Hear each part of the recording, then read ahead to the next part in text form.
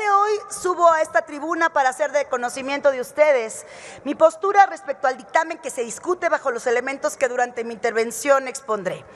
Para empezar, el principio de inclusión es parte fundamental a nivel internacional, al ocupar un nivel central en la Agenda 2030 para el Desarrollo Sostenible, en la que los estados prometieron que nadie se quedaría atrás.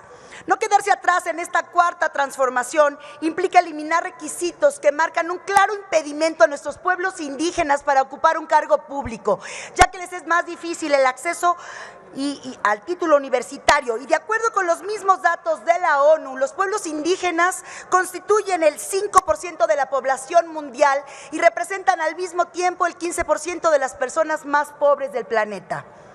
La Agenda de Desarrollo Compartido para el mundo y de la que nuestro país es parte, promete que nadie quedará rezagado y que los más atrasados serán los primeros en recibir beneficios. Habida cuenta de que los pueblos indígenas del mundo ocupan los últimos puestos en la mayoría de los indicadores de desarrollo social, económico y político. Estos pueblos deberían estar en el centro de los esfuerzos de ejecución de la Agenda 2030. Una gran parte de los 17 Objetivos de Desarrollo Sostenible de la Agenda 2030 conciernen a los pueblos indígenas y están ligados con los compromisos en materia de derechos humanos, sociales y económicos que figuran en la Declaración de las Naciones Unidas sobre los Derechos de los Pueblos Indígenas o el Convenio de 1989 sobre pueblos indígenas y tribales de la Organización Internacional del Trabajo. En ese mismo tenor, la Corte Interamericana de Derechos Humanos señala que los países de América Latina con mayor presencia indígena viven un proceso de emergencia notable y en cuanto a su participación política. Pese a múltiples dificultades, es una estrategia no solo para reivindicar sus derechos o lograr la representación de las comunidades indígenas en las instancias de gobierno, sino para su realización como colectivos y pueblos con identidad y sobre todo como un cuestionamiento a la conformación de los estados nacionales. Es así que por ser México signante de la Agenda 2030, tenemos el firme compromiso de sumar esfuerzos para cumplir con los objetivos, reiterar que nadie se debe quedar atrás, considerando que en nuestro país contamos con 25.7 millones de personas que se autoadscriben como indígenas, lo que representa el 21.5% de la población nacional, quienes pese a la gran riqueza de sus culturas y formas de organización social y la gran potencialidad de sus tierras, territorios y recursos naturales, viven en condiciones de pobreza, marginación y discriminación en todos los ámbitos de la vida cotidiana.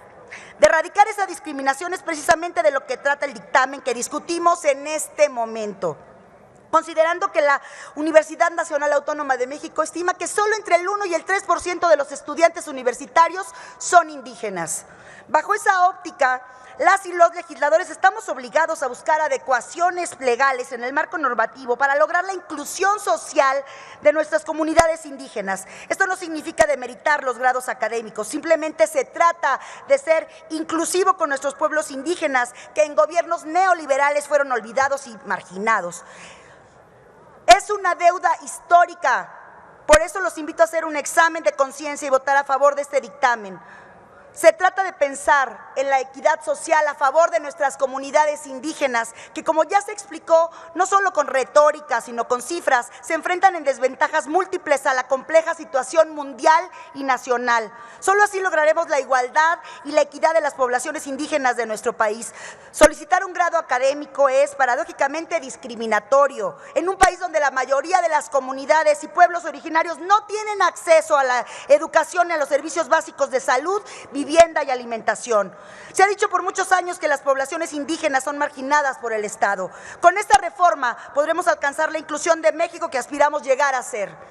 Votar a favor de esta propuesta garantiza el derecho a la participación política de los pueblos y comunidades indígenas y afromexicanas. Porque en esta transformación nadie, absolutamente nadie, ningún ciudadano quedará sin derecho a formar parte de las decisiones de nuestro país.